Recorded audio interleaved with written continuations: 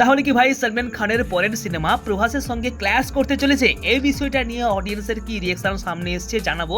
আর রামায়ণ সিনেমার শুরুতে কোন যুদ্ধ দেখানো হবে, এছাড়াও কি অক্ষয় কুমার, সালমান খান এবং জনি লিভার একই সাথে একই সিনেমাতে কাজ করতে চলেছেন? তো সিনেমা জগতের এরকমই কয়েকটা বড় বড় আপডেট নিয়ে আজকে কথা বলবো, তাই ভিডিওটা কিন্তু লাস্ট পর্যন্ত অবশ্যই দেখবে। তো যাই হোক, প্রথমে কথা বলি সালমান খানকে নিয়ে। দেখো, সালমান খানের গত কয়েকটা সিনেমা বক্স অফিসে খুবই খারাপ পারফর্ম করেছে, এটা তোমরা ভালো মতোই জানো। এমনকি যদি তোমরা সিকান্দার দেখো তাহলে বুঝতেই পারবে যে এই ফিল্মটা কতটা অ্যাভারেজ পিকচার ছিল।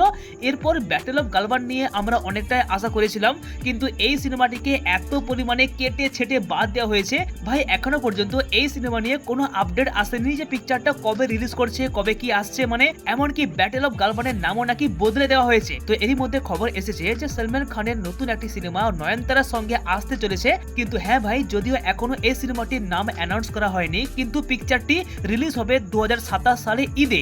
এইবার শুনে তোমাদের মনে হতে পারে যে এইটা তো একদমই নরমাল রিলিজ ডেট, কিন্তু না ভাই, 2027 সালের ঈদ পড়েছে 9 মার্চের কাছাকাছি। আর ঠিক তার 2-3 দিন আগে 5 মার্চ রিলিজ হবে প্রভাস এন্ড সন্দীপ রেড্ডি ভাঙ্গার মোস্ট অ্যান্টিসিপেটেড সিনেমা স্পিরিট। এই সিনেমার জন্য শুধু আমি নয়, পুরো বলিউড আর পুরো সাউথ ইন্ডাস্ট্রির দর্শকরা কিন্তু অপেক্ষা করে রয়েছে। ভাই, তোমার কি মনে হয় যে সালমান খান জানতো না? সালমান খান জানতো না যে 5 মার্চ স্পিরিট রিলিজ হচ্ছে? অবশ্যই জানে, কিন্তু তারপরেও ইচ্ছাকৃতভাবে ঈদে নিজের সিনেমাটিকে রিলিজ করার সিদ্ধান্ত নিয়েছে।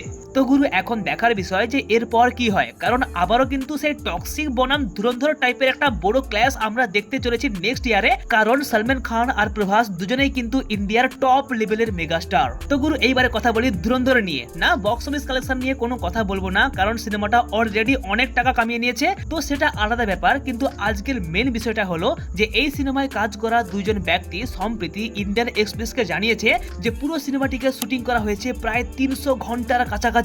আর সেইখান থেকে এডিট করে প্রথমে 17 ঘন্টা করা হয়, তারপর সেটিকে আরো কাটছাট করে প্রায় 7 ঘন্টার কাছাকাছি আনা হয়েছে। আর ডাইরেক্টর আদিত্য ধার বলেছিলেন যে এর থেকে ছোট করা আমার পক্ষে সম্ভব নয়। মানে ধুরন্ধরের পার্ট 1 আর পার্ট 2 বাদ দিলেও এখনো পর্যন্ত তাদের কাছে প্রায় 293 ঘন্টার ফুটেজ পড়ে আছে ভাই। তো নেক্সট আপডেট নিয়ে কথা বলি যে পিঙ্ক ভিলার একটি নতুন রিপোর্ট অনুযায়ী ফারহাদ সামজি নামের একজন নতুন ডাইরেক্টর একটি নতুন কমেডি সিনেমা বানাচ্ছেন, যেখানে লিড রোলে থাকবেন জনি লিভার। আর এই সিনেমায় বড় বড় সুপারস্টারদের কেমিও থাকার সম্ভাবনা আছে, যেমন সালমান খান এবং অক্ষয় কুমার। এছাড়াও বলিউডের আরো কয়েকটা অভিনেতা এবং অভিনেত্রীকে এই সিনেমায় দেখা যেতে পারে। তবে হ্যাঁ, এখনো পর্যন্ত অফিসিয়ালি কিছুই ঘোষণা করা হয়নি, তাই আপাতত অপেক্ষা করা ছাড়া কোনো উপায় নেই। তো গুরু, এইবারে আসি রামায়ণের সবচেয়ে বড় আপডেট নিয়ে। তো আমরা ভেবেছিলাম যে হয়তো রাম আর রাবণের যুদ্ধ দিয়ে এই সিনেমাটার কাহিনী স্টার্টিং হতে পারে, কিন্তু না, বরং শুরু হবে রাবণ আর তার ভাই কুবেরের যুদ্ধ দিয়ে। সাম্প্রতিক অনেক মিডিয়া রিপোর্টে বলা হচ্ছে যে এই সিনেমাতে নাকি একাধিক বড় বড় যুদ্ধের দৃশ্য দেখানো হবে। তো রামায়ণের কাহিনী অনুযায়ী রাবণ আর কুবের ছিল সৎ ভাই, আর কুবেরের কাছেই ছিল পুষ্পক বিমান আর সোনার লঙ্কা, যা কিনা একসময় রাবণ ছিনিয়ে নিয়েছিল। আর রামায়ণের টিজারের শেষের দিকে আমরা দেখতে পাই যে রাবণ পুষ্পক বিমানের দিকে এগোচ্ছে আর তার চারপাশে ভাঙাচোরা পরিবেশ। সম্ভবত এইটাই কুবেরের সঙ্গে রাবণের যুদ্ধের দৃশ্য হতে পারে। তো যাই হোক ভাই, আজকের ভিডিও বাস এখানেই। আর হ্যাঁ, আবার দেখা হবে পরের ভিডিওতে। ততক্ষণ পর্যন্ত সঙ্গে থেকো টাইমলাইন বাংলার সঙ্গে।